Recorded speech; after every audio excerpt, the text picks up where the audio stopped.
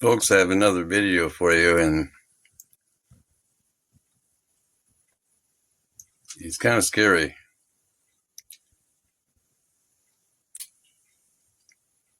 Build your alliance with the Lord. You're going to need Him. And if you don't know Him, you get to know Him. He wants you to. You want to. I'm going to show you a first little video.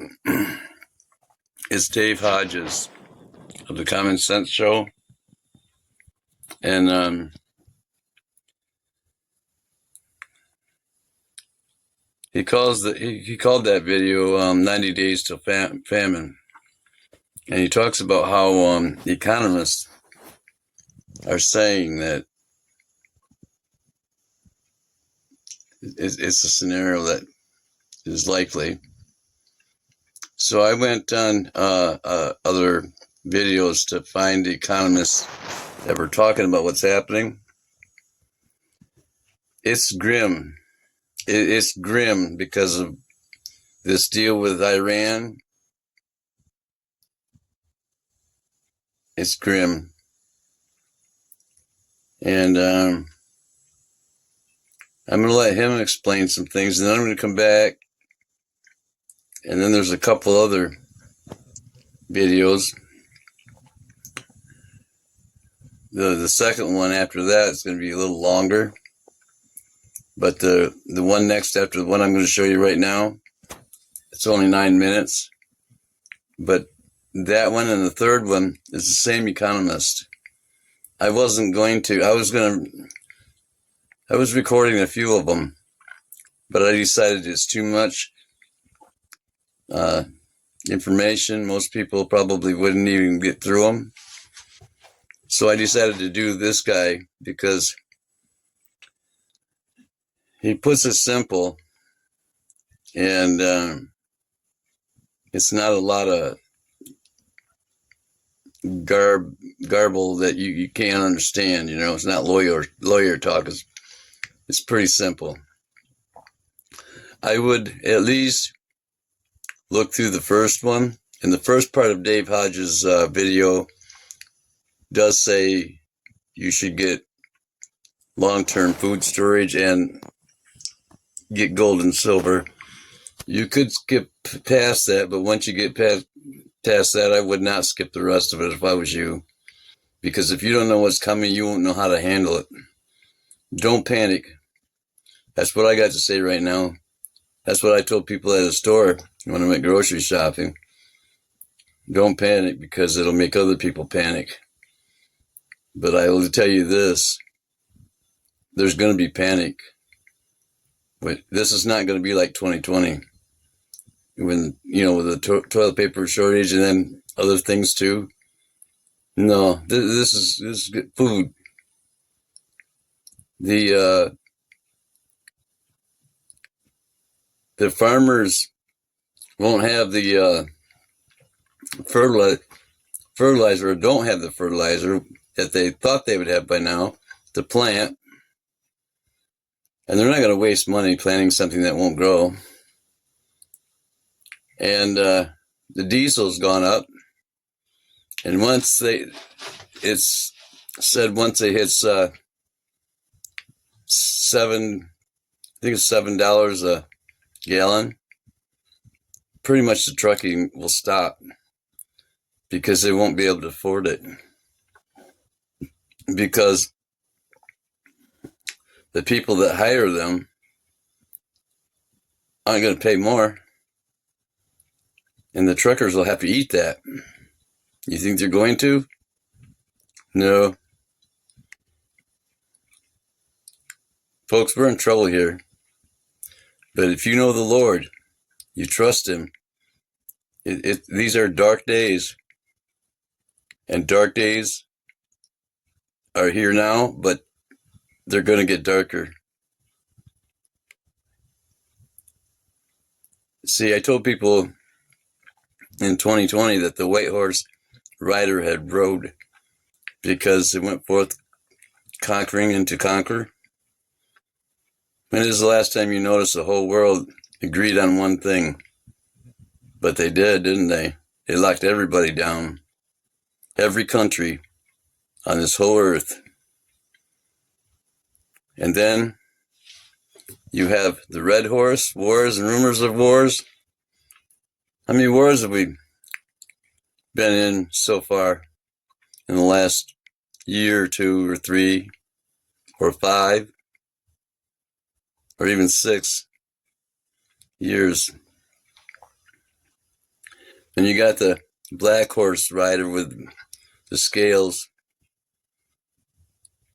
I've noticed when I looked at some wheat flour, they added barley in it. Well, interesting, because in Revelation, with the black horse rider, is famine, and it's um, inflation, like out of sight, hyperinflation. What have we been seeing? And folks, it's not done. It's not done yet. People right now, I've seen where people spend $300, $400, $500 a week for a week's worth of groceries. I've seen where people spend $200 and got 5 or 6 items, maybe.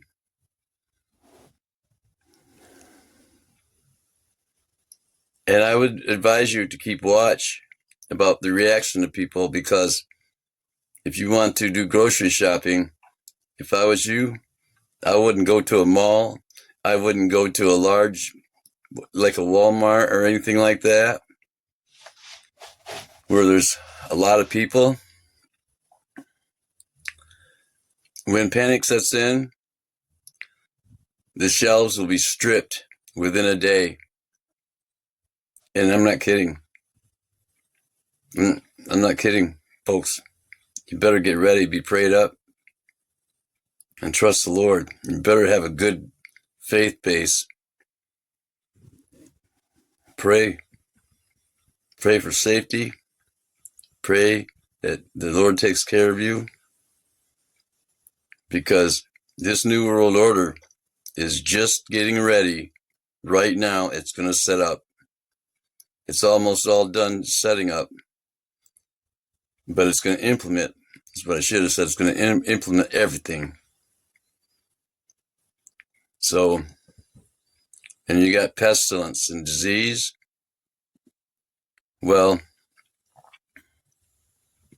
guess what? The pharmaceuticals are disappearing now. And when people can't eat, they get sick, they die, and they rot, and there's nobody going to save you. Hurricane Katrina? Yeah, I seen what Dave Hodges, I think, said. The police, they walked out 3 or 4 days later after it was there, and the EMTs did the same thing. So if you think when chaos comes that you're going to dial 911 and get somebody, it's not going to work. It's not going to happen. You're on your own.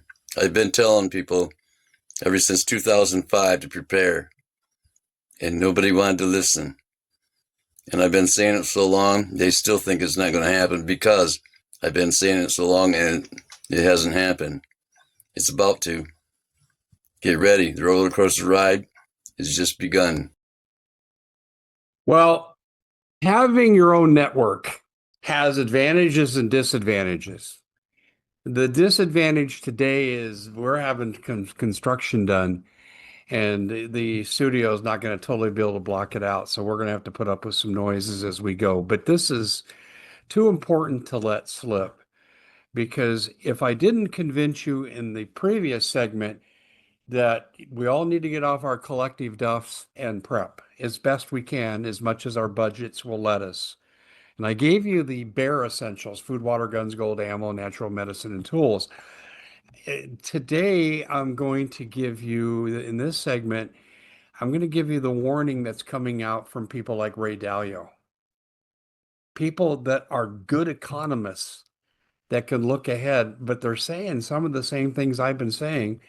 I think they have a better ability than I do to comprehensively put things together in an organized schema where people can follow it and make sense of it and act upon it. But I'm going to give you what I've been saying and then incorporate some of what they're saying. And the picture is potentially grim. But I'm an optimistic person by nature. I say, here's the problem, but I don't think there's many problems that we can't solve. But this is very, very serious. Folks, if the domestic disturbances begin in earnest, and I don't mean lone wolf assassins like we've seen already, but if we get some real issues that start around the country, you really need to avoid large crowds. I wouldn't be in shopping malls. I'm sorry to businesses there, but I wouldn't be in a shopping mall. I think you really need to look carefully at church security. And I'd be having that discussion with my pastor about getting extra security and take an extra offering for the congregation. But they're soft targets, and terrorists love soft targets. Schools, yeah. I don't know what discussions are being had among police. The ones I've asked said they haven't talked about any of this beyond what they normally would talk about. I think they should be, and I think it's irresponsible that they're not. But and we don't have very good political leadership in this country, and I'm saying all the way down to the local level.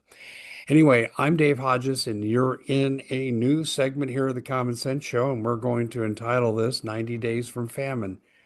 And it's not embellishment. It's not a clickbait type of title. It's an actual fact. We're going to get into how this could be an issue. I used to represent My Patriot Supply, which is a really good company for the food. 2,000 calories per day, lots of variety, none of the crap like GMOs that are in your food. It's good stuff. I didn't continue for various reasons, but I still have an account under my name. And I'm going to tell you right now, if you haven't got your storable food, this is probably the place that you want to go. Now, all you got to do is go to preparewithdave.com. And they get the shipping out really, really quick. And like I said, the food is good. I've got my supply. I've tasted it. It's stuff you can live on. And some of the stuff is actually quite good with lots of variety. And that's really what separates this company from a lot of storable food companies. Um, and like I said, I'm sure I won't make a dime on this. So I'm going to put this out here, preparewithdave.com. That's preparewithdave.com. But I will tell you this too. As the economy goes, the banks are not immune. Your economy is not going to falter because of what we're going to talk about here, and your banks are unaffected. That's naive. So if you have retirement associated with the bank, when you get done with this segment, you need to call Noble Gold because they can fix that problem for you instantaneously. And that's what you need right now. And you say, well, I even got some extra money. I'll buy some gold. Well, you should. In fact, there's investment things that you should still be doing right now. You don't pull in the horns on everything that you know is going to be okay. But your savings is at some risk going forward if these scenarios, blossom like they probably will. And definitely your pensions are in big trouble if the banks get in trouble. Now, there's also the private equity issue too that I'm still getting my mind around. I was talking to Sarah Westall yesterday. She wrote a wonderfully detailed article, and she's going to do a part two. We talked about that yesterday afternoon.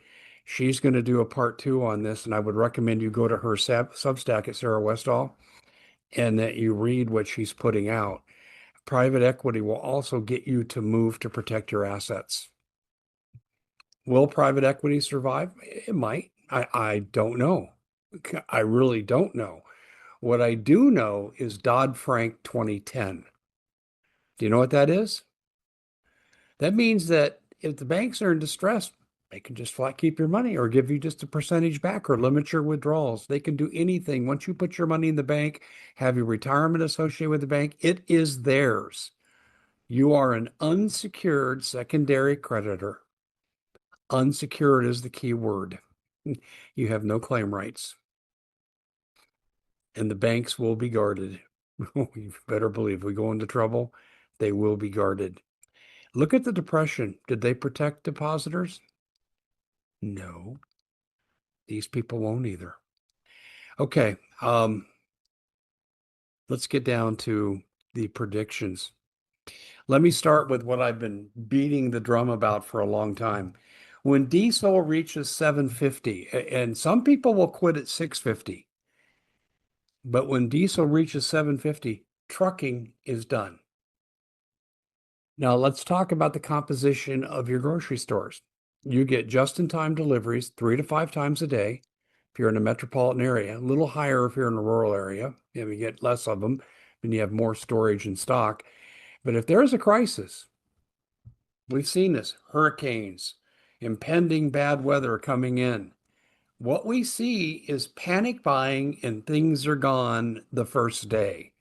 We used to say you had about 2 days. You don't have that now. In some cases, you'd be lucky if you had 2 hours once the fear starts and the panic buying begins. And you'll see the limitation on what you can take out. And you'll see violence in the stores. Do you remember the fighting over toilet paper during the lockdowns? Do you remember that? Yeah, well, you'll see a lot more serious aspects of that behavior coming out because people will panic and they'll take out their frustrations on each other. So it's a good idea to shop in packs if you can. If you wait until the crisis, and good luck trying to get anything, but if you are in that mode, don't go shopping alone. And getting home could be an adventure. It's been that way for a long time in Venezuela. It wasn't just Maduro. Before Maduro, the economy got so bad in Venezuela that people would literally go in droves to shop and make sure each person got home safely. Kind of like your own citizen vigilante group. So you need to think about that. But trucking would stop. How much resources do we have? About 3 days. That's it. 3 days. The experts are saying you would have about 3 months before people would exhaust everything they had to eat in their home. That would be a baseline figure. Some people will be gone in 2 weeks. Some people don't keep anything extra. They live day to day almost. When I was a young bachelor, I did a little of that because I was always on the run going here and there, and I ate cheap fast food. Fortunately, I was young enough, my body could tolerate it. Today, I'd blow up like a balloon and become immobile. But you really need to have storable food, preparewithdave.com. You really do. And the shipping turnaround is good. And you need to get it now while you still can, because when the shipping stops, all shipping stops. And all vital resources like oil will go to the military. You will not be considered. And buying things as simple as shoes and shoelaces, that'll be gone. That'll be going to the military. Anything they need in war, including food, will go to the military. Did you ever learn in your history class about meatless Mondays? Yeah, that's right. Well, we could be headed there. These people that I'm reading, these economists are saying we're already in the middle of it. We just haven't felt the effects yet. Farmers will not have affordable diesel to even farm their foods. Well, we'll put the military to work. Well, not if half of them are over in the Middle East and the other half are defending Taiwan, Japan, and Australia. I don't think so. We'll call it the National Guard. There's not enough. There's not enough. Will they have food centers? Yeah, good luck with that with over 340 million people. You need to prepare. Those who fail to prepare today are planning to fail tomorrow. I can't stress this strongly enough. The economy will be hit from every angle. And I see no end in sight to the strangulation of the Strait of Hormuz. Well, we got oil. Trump says we're domestically independent. Potentially we are. It hasn't been developed. And you got jackasses like Newsom who've destroyed refinery production in this state. We have major problems. Newsom reminds me of that old saying from literature, we've met the enemy and he is us. He is your enemy. But unfortunately, he's not alone. You got Mondami, who's destroying Wall Street, and they're all leaving. You've got Hochul, who's destroyed New York. You've got Whitmer in Michigan. You got Pritzker in Illinois. They're destroyed their states' economies. These people have no resilience in their economy. They're going to get taken under by the first wave. If you're in a good economy like Florida, Texas, it may take a second wave of economic hits to take you under, but it will happen. So prepare to be on your own, and you need portable lighting sources, food, water, guns, gold, ammo, natural medicine, tools, allies. I would add to that too. You need to be having discussions with neighbors that are rational, not that will look at you cross-eyed like that could never happen in America. We have those cognitive dissonant people in every block in America, even in red states. Everything's going to be fine. The government will take care of us. They're our third parent. You need to become your own parent. 90 days from famine is what economists are saying. 90 days from famine. Let's hope it doesn't come to this. But my hope for you is you're not listening to people who there's no problem. Don't panic. Oh, it's just clickbait. Because I don't want you trying to beat my door in the middle of the night. And let's put it this way. Do you think law enforcement will show up during these times? Look at Hurricane Katrina. This is a point I want to leave you with. The cops walked off the job in 3 to 4 days. First responders about the same time. You are on your own, and I hope you've taken a CPR course. Dave Hodges, we'll see you back here in the next segment. This second video is about 9 minutes long, I think. And then there's another video right behind it.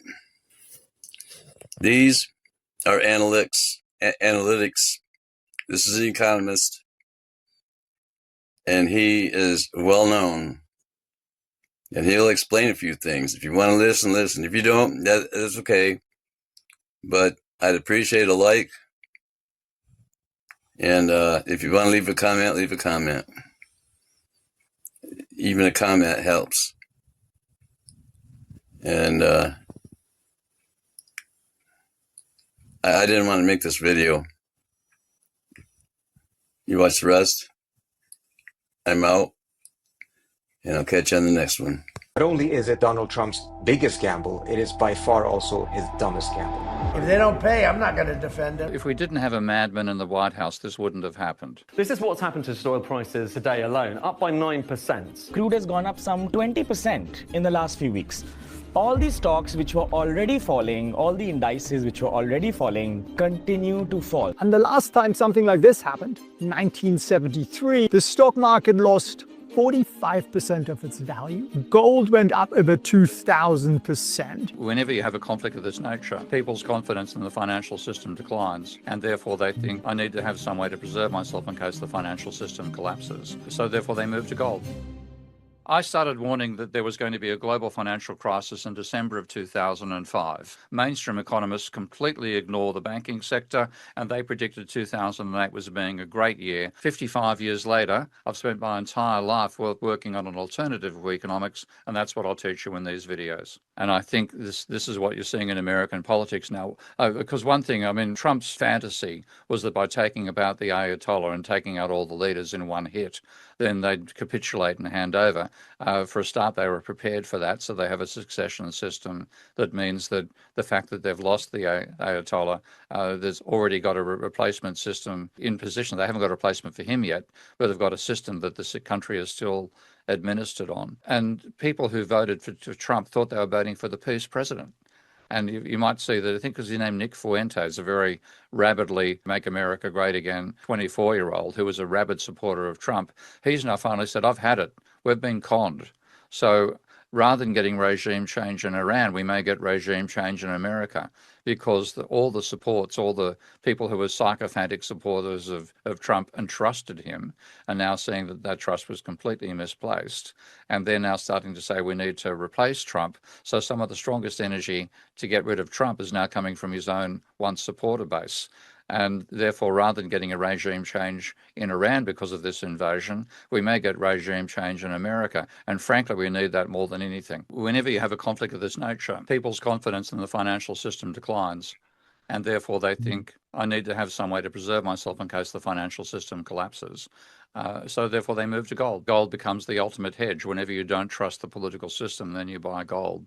So gold's likely to do fairly well. At the same time, this is with America, if it's true that America doesn't have the production capability right now to make the weapons they need for the war they started, then they're going to put an appropriations bill through Congress to create the money to enable that weapons to be manufactured. It'll take time before the weapons are manufactured, but you might get a large fiscal stimulus for the American economy coming out of this. At the same time as there's supply constraints. It's going to be a mess. I mean, there's no way this has easily predictable impacts in any one direction, because the whole damn thing is a nightmare, a chaos we should never have had. But the odds are we're in for a global recession caused by a supply chain blockage and increase in the value of speculative assets like gold, because people have got every reason not to trust the monetary system at the moment, because the main beast in the monetary system is trying to destroy one of the main countries on the planet. So, yeah, I expect financial markets to fall in general, because you're going to be, what's the profitability of American industry if we're going to be under attack and we're going to lose our oil and lose all the supply systems we need. So you're going to see probably a decline in the stock market, but a growth in the value of gold. I've always been a non-orthodox economist. I've always criticised the mainstream and tried to look at alternative, what I regard as more realistic ways of modelling the economy. And I discovered the work of Hyman Minsky in what he called the financial instability hypothesis, which is what I did my PhD on. And that argued that capitalism was prone to debt crises caused by private debt. So that's what I focused upon.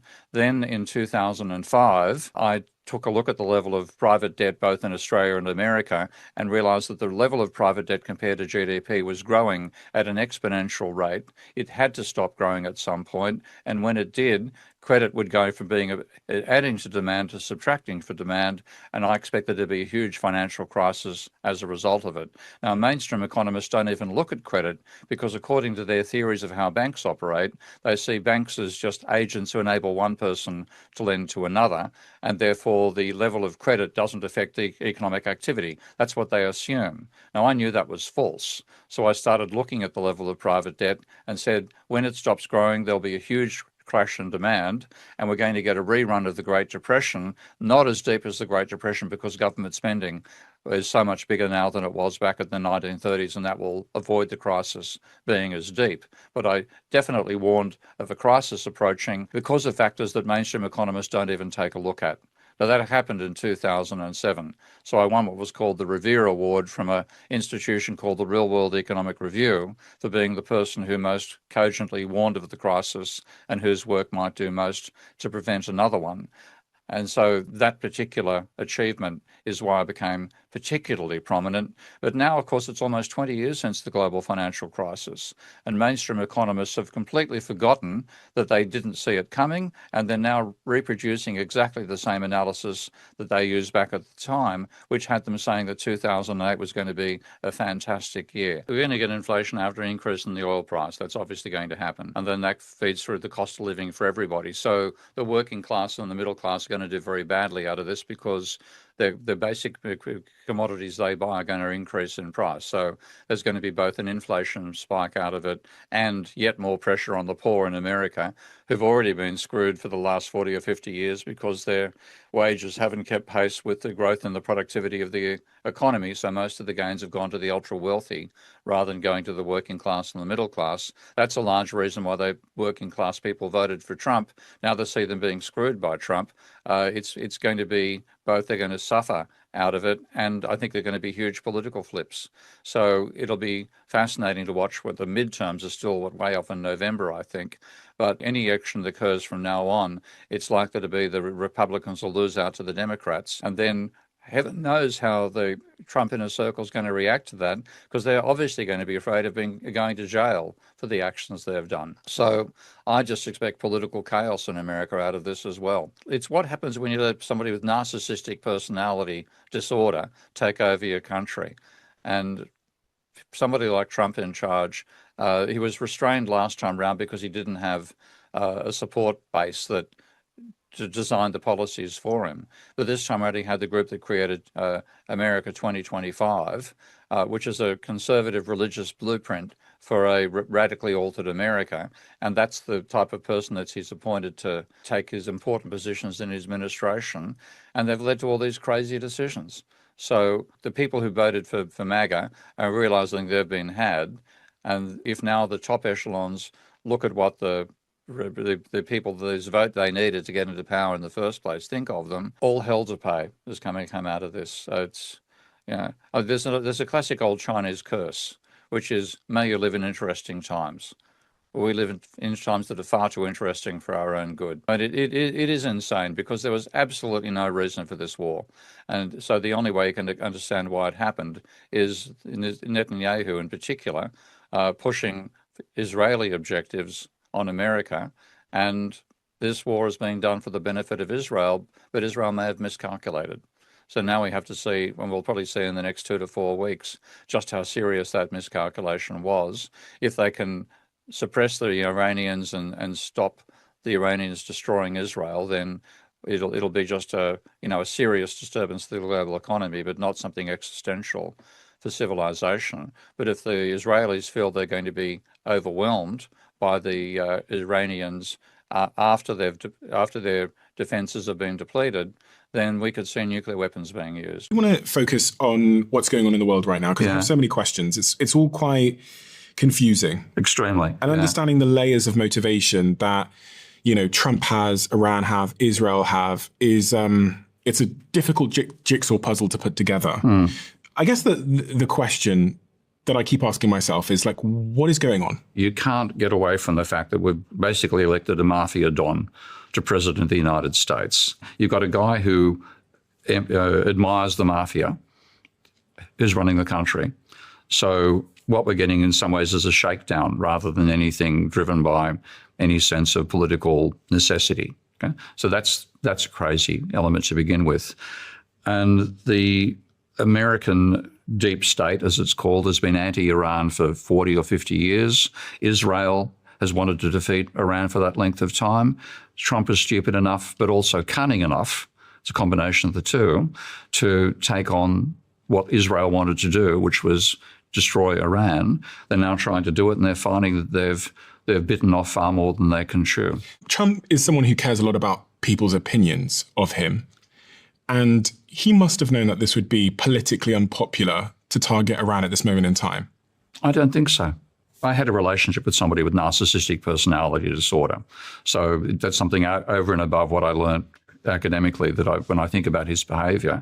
And somebody like that, they want to be the centre of attention at all times. They can't stand it when somebody else is being spoken about. It's ridiculous, but it's a pathology. So he's interested in people's opinions so long as they're positive and they're about him. So are you saying that he attacked Iran and started this war in part because he wanted attention? That's always something with somebody who's got that disorder. Yeah. I mean, what do you think about his rationale? He's saying that he attacked Iran because they had nuclear weapons and there was an imminent threat. We still don't know whether Iran has nuclear weapons. Okay, we know that Israel has. If you're going to attack a country, then you should attack Israel, not Iran. But you can't attack Israel, can you? I cannot make sense of what politicians all over the planet are doing these days. There's a huge gap between what politicians are saying about global politics and what people in the street are saying about it. So people on the street have seen the Gaza genocide. They've seen all the conflicts Israel has started there. And I think the general sentiment in most countries in the world today is anti-Israel because of the way it's treating the Palestinians. And that's what people are thinking about. The top echelons, like in this country, as you know, if I say free Palestine, or I say that outside on the street, I can be arrested. It's crazy. There's a huge divorce between what people are thinking and what the politicians are saying. And I can't give any explanation for that divorce apart from believing that Israel has something over our political leaders. What do you mean? You think they have something over our political leaders? I think we know about the whole Epstein. The way that the Iranians refer to what's happening is they say they're fighting the Epstein class. And there's belief that there's something where Epstein has been working for the Israeli intelligence service and has blackmailed worthy material on a huge range of politicians. And that's the only way that I can explain the sort of things that politicians are supporting when their populace is angry about those same policies. So you get demonstrations here, Free Palestine demonstrations, 80-year-old female vicars being arrested for saying this sort of stuff. You go back 40 years ago, there was a belief in the public and a belief amongst the politicians that Israel had a right to exist and it was all pro-Israel. And now, after 40 years, the type of abuses that have happened in Palestine have hit individual, ordinary people's attitudes to Israel. So ordinary people are saying Israel's the aggressor, Israel's making the mistakes, but the politicians are all saying it's anti-Semitic to criticize Israel. If you had to give a one-sentence answer as to why this war started, because we sort of hypothesized a few things there, what would that one-sentence answer be? Again, this is trying to make sense of the senseless. I just think Israel wanted to destroy Iran. They thought they could do it, and they thought they had an American president who would help them do it. And they drastically underestimated how prepared Iran was for that conflict. Why would Israel want to destroy Iran? What's the context there? This goes back to religious elements. The Zionist state had the right to that whole region. And there's an expansionist element to Israel's behaviour for the last 40 years. And the major rival they saw themselves as having in that sense was Iran. They can invade Jordan, they could attack Lebanon, they could do all these things. Of course, the 67 war, they wiped out the invading Arabian armies in 6 days. They have this past history of being militarily dominant in the area, and they knew that Iran was too big for them to take on their own. They thought they could get the Americans in there, and I think they drastically underestimated how prepared Iran was for this situation. When you say Iran were prepared for this situation, and it somewhat surprised Israel and the US, what is that preparedness you're speaking about? Well, it's for a start, the fact that Iran witnessed that there were decapitation attacks on other countries in the region going way, way back, not just the last 10 years, but the last 40 or 50 years. And decapitation You take off the leader, you kill the leaders, and then the leaders kill, the army's in disarray, and you can come in and invade and take over. So getting rid of Saddam Hussein, that sort of thing. Wipe out Saddam Hussein's power base, and then the whole system collapses. That was the Iraq story. But the Iranians observed that, and they have broken their military into 31 divisions. There are 31 provinces, like 31 states in that sense, inside Iran. Their military is broken into those 31 units. They've got their own fail-safe system running in the background. They've got their own resources, their own missiles, production systems, all that sort of stuff. So you've got to take out the whole 31, and then they'd have that sub-area. So the only way you can beat the country is by literally bombing it back to the Stone Age. Which appears to be what they've been trying to do. But the thing is, it's a huge country. I mean, look at the scale of Iran. The maps always distort how large, so that is larger. That's more than half the size of Western Europe. It's got a population of 90 million, about 1/3 or 1/4 of the population of Europe, far more than Iraq. I mean, it looks like it's double the size of the UK or more. Or more than double. I mean, one thing about the Mercator projection. No, what's that? Okay, it's that it makes the northern hemispheres twice as large as the southern. And Iran's in the northern hemisphere, but not as far north as England. So the distortion gets amplified the further north you go. So it's bigger than France and Germany and Italy and Spain and possibly Poland in terms of area. And then if you even see, just looking on the map itself, you can see the corrugations there versus what you can see. What's a corrugation? What's representing mountains. Okay. Yeah. There's more mountains inside there. It's a horrendous terrain to fight a war on. I think what Trump is doing at the moment is a pump and dump scheme. He's trying to drive up the oil price, tell friends beforehand that he's about to make an announcement which will cause the price to fall, And he's just oscillating this way up and down and exploiting it for his friends and for his own wealth in the process. Do you actually think that's the case? Yeah, because I do. This must how be else do you hurting. make sense of this stuff? This must be hurting his friends economically because the stock market's going to take a dip if he's not careful. And his friends are all shareholders in different big companies. So, and also when we think about energy. But if you know, like one of Keynes's great lines was that there's no point in buying a stock which you think is going to increase in value over time if you think it's going to slump in the immediate future. So he's making an announcement which causes oil markets to panic, so the price goes up. We've given him control of the most powerful country on the planet. He knows if he makes an announcement, it moves markets. He has no compunction whatsoever in exploiting that to cause rises and falls in prices and try to exploit them himself and with his friends. I did see that. I've got the data here on the floor showing those graphs. Yeah. I generally looked at that and thought, maybe, but it's also conceivable that Trump is quite a predictable character and he tweets at the same time every day. And it's also, I think me and you both know that before the markets open on a Monday morning, he's going to want to say something really positive. He has a track record of doing that. Yeah. So is it conceivable that they knew he was flying because it was tracked that he was going to be on this plane journey? There's going to be a press gaggle. Yeah. We know he's going to give an interview. I actually think that was quite predictable. If I was a betting man, I would have gone Sunday night, Monday morning, I would have put a bet on oil prices coming down, the stock market going up. Yeah, and for example, one of the things he said most recently, he talked about getting a present from Iran. And then he finally lets what the present was and was letting 8 ships through the Strait of Hormuz. Oh, is he now? Those 8 ships were not American. They were other allies. I think what he's thinking is that's going to mean the oil market gets calmed down. That means the price is going to fall. So I can then do another pump and dump. Let's explain the Strait of Hormuz. Oh, God. Yeah, as if we had to explain it for 16-year-olds. Because there's been lots of coverage on it. And I think some people have kind of skipped past the importance of the region. Yeah. What is the Strait of Hormuz and why does it matter? Well, it's the choke point in the Persian Gulf. To get through, you've got like 21 kilometres. That's an incredibly narrow gap for ships to pass through. And that means that all the countries that pump not just oil, but fertiliser, helium, all these critical elements for the production system all have to pass through this point. And obviously that's well within reach of any weapons from Iran. So they can say you do or do not pass, depending on whether we approve or don't approve of your country's attitude towards our country. You said fertilizer? Yeah. Oil and helium? Yeah, helium. Where are they coming from? They're mainly coming from, I think, mainly from the Saudi Arabian side. Okay. The Saudi Arabian, like Iran will have the same things, but Iran would keep those for themselves. But Saudi Arabia is the main source of gases and oils which are refined, and as byproducts, we get sulfur dioxide and we get helium. This is the helium? Yeah. Okay. That's, a couple of kilos of helium. But helium, it's an element which there's no substitute. So helium is inert. What does that mean? It means it doesn't interact with other chemicals. You want to give it a try? I've never done it. I don't think there's any in here. Oh, what a pity. Okay, I would have done to give it a try. You got any real helium? Oh, bloody hell. Helium balloon. Okay. Does it change your voice? I don't know. Has my voice changed? A bit.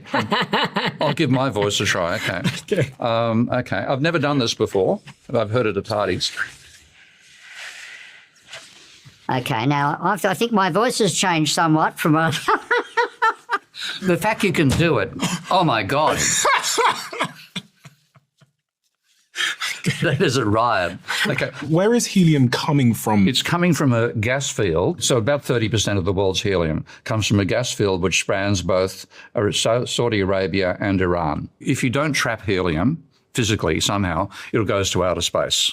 That's the ultimate destination of the stuff. So it's trapped in the same things that trap oil. And then when you drill for oil, you also get helium coming out. And then helium is absolutely critical for the semiconductor industry. It didn't matter 100 years ago. And semiconductors are important for what? Everything. I mean, you take the semiconductors out of that, you've got a brick. Okay? The processors, the CPUs, the memory chips, they're all made. Helium is an essential element to make them. For our iPhones, our tablets, our devices? Everything electronic. If you need semiconductors, you need helium. So if you cut off 30% of the world's helium supply, you cut off the capacity to produce 30% of the world's semiconductors. And Iran have blocked that gap. And that means that we've suddenly lost 30% of the world's helium. I've got a quote from March 2026 from leading helium expert Phil Kornbluch. He said, we're looking at a minimum 2 to 3 months shutdown of helium production with up to 6 months before supply gets back to normal. And he explained you can't stockpile helium because it leaks through containers. Yep. So once supply is cut off, semiconductor production will stop entirely. South Korea gets 65% of its helium from Qatar in that region and makes 2/3 of the world's memory chips. Their government has launched an emergency investigation into the shortage. Nobody's talking about this. I know, and this is one reason that it's quite terrifying about the scale of what we're going through, because people are just thinking oil's going to be more expensive. That's the sort of mindset we have. But in fact, critical elements of the production system are being terminated by this conflict. You can't produce chips anymore, and you can't produce these chips either because the fertilizer's disappearing. So you're holding a potato in your hand. Yeah. How are potato chips going to be impacted by the war? Because of fertilizer. If we don't have the fertilizer, we can't grow the potatoes. And it's not just potatoes, it's a whole range of crops. We eat food, okay? We eat this green stuff. It actually starts as brown stuff because the fertilizer is an essential part of growing all the food we eat. And the fertilizer is produced by a process called the Haber-Bosch process, which takes petroleum and nitrogen and fixes them in such a way that you can put this on the field and your plants will grow courtesy of the fertilizer. If we didn't have fertilizer at all, guess how many billion people the planet could actually support? I don't know. Between 1 and 2. And fertilizer comes from this region? Again, 20 to 30% of our fertilizer comes through that region. Through the Strait of Hormuz? Through the Strait of Hormuz. Where's it coming from? It's coming again from the same gas field that's producing the helium, produces a side effect of fertilizer, and you need I'm not a chemist, okay, so I can get these things wrong. But you need sulfuric acid as well as part of these production processes. 20% of the world's fertilizer, helium, sulfuric acid all pass through that strait. And if you take them away, then you can't make microchips, which is what Korea is suffering from. You can't make fertilizer, which everybody will suffer from. If we lost 20% of the world's fertilizer, we'd lose roughly 20% of the world's food. And it caused a global famine. We've never had this experience before. We've had localized famines. Countries like India have had famines in parts of Africa and so on. But if this is not available, the globe has a famine. And what's the last tanker you've got down there? There's one more on the floor. Oh my God. Okay. Hey, that's pretty good. It was accidental. But that's petroleum, okay? A petroleum tank, obviously empty, 20 litres. So that's oil? That's oil. Oil, okay. And so if that's what we're losing right now, and people are focusing upon the price of this. But the really important point, and I can bring up one of my own charts here, is the role of energy in production. Because if we don't have energy, we can't produce goods and services.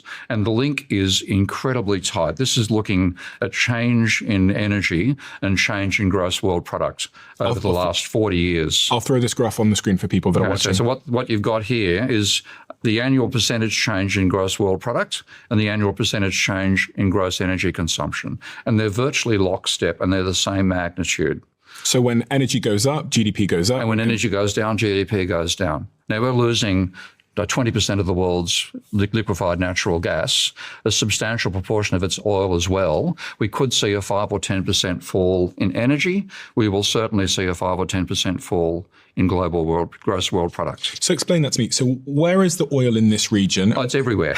Okay. I mean, this is one of the accidents of history, that the oil is, a large part is concentrated here and a large part over here and a bit in Russia. So over here, for people that can't see, you're pointing at Iran, Saudi Arabia, Iraq, and then there's a lot in the United States, and there's a lot in Texas, Russia. and you've got some in Russia as well. And there was a small amount, like the North Sea had a substantial amount of oil as well at one stage. And the type of oil in this region, I hear, is quite important. It's oil, there's no such thing as a homogeneous product. What does homogeneous mean? Everything is the same everywhere. You can, If you don't get it here, you can substitute from something over here.